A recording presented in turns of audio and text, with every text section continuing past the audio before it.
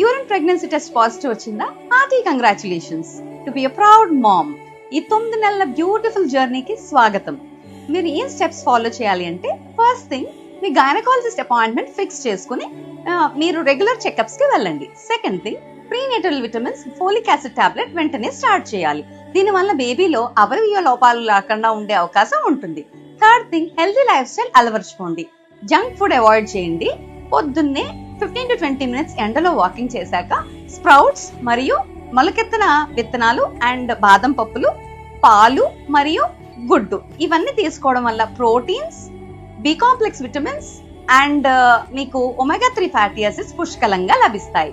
తర్వాత ultrasound scanning చేయించుకోవాలి. దీనివల్ల బేబీ బిడ్డ సంచిలో పడిందా లేదా తెలుస్తుంది. అండ్ మీకు హార్ట్ బీట్ ఎప్పుడు వచ్చిందో చూసి డేటింగ్ స్కాన్ ద్వారా మీకు డెలివరీ డేట్ అనేది ఇస్తారు.